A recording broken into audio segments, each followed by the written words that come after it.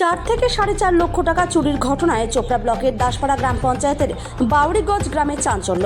বাড়ির মালিক আজাদ হোসেন জানিয়েছেন সোমবার ব্যাংক থেকে স্বর্ণ জয়ন্তী লোনের টাকা নিয়েছিলেন। তবে বাড়ির মালিক বলছেন রাতের অন্ধকারে তালা ভেঙে দরজা ভেঙে এই চুরি হয়। ঘটনাটি নিয়ে থানায় লিখিত অভিযোগ দায়ের করবেন বলে জানিয়েছেন তিনি। আত্মীয় স্বজনেরা বলছেন সকালে উঠে কান্নাকাটির আওয়াজ পেয়ে বাড়িতে গেলে জানতে পারি টাকা পয়সা ও সোনা দানা চুরি হয়ে গেছে। রাতিকে তো 4 লাখ টাকা 4.5 লাখ টাকা দলের স্বর্ণজয়ন্তী দলের উঠাইছিল। তারপরে রাতে মোটামুটি দরজা কাটে তোরে তালা ফাটাই নিয়ে গেছে, সবগুলো নিয়ে গেছে। 4.5 লাখ টাকা 4.5 লাখ টাকা রাত্রে রাত্রে। আপনারা ঘুমাইছিলেন তখন? হ্যাঁ, আর কালকে স্বর্ণ জয়ন্তী লোন থেকে তুলেছিলেন? কালকে তুলেছি। বাউরিগঞ্জ।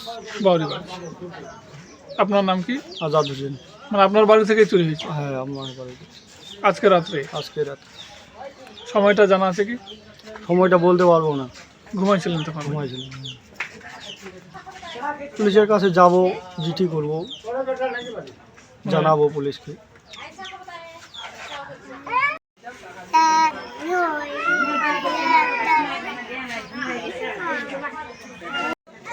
কখন চুরি হয়েছে?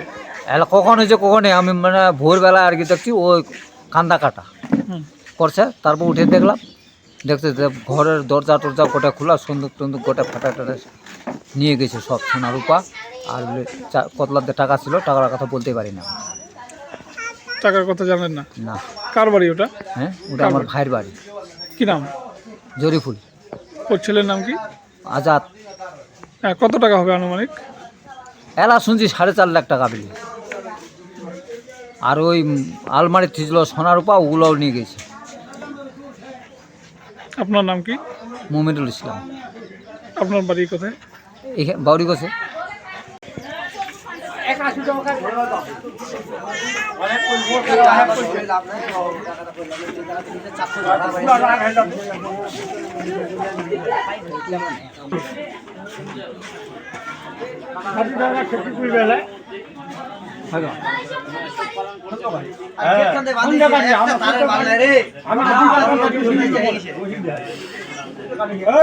দুশ্মনীকে বলে আমার কথা ভাষা দিতে করা ক্যামেরা উঠে যাও।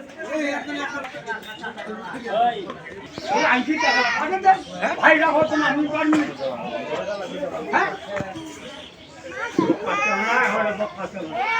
তাও তাই তোমার হ্যান্ডেল করে তাই ধরে তাহলে কাজ আমাদের হয়ে যাবে কাজ হবে ধরুন না এটা রিগ হয়ে যায়। হ্যাঁ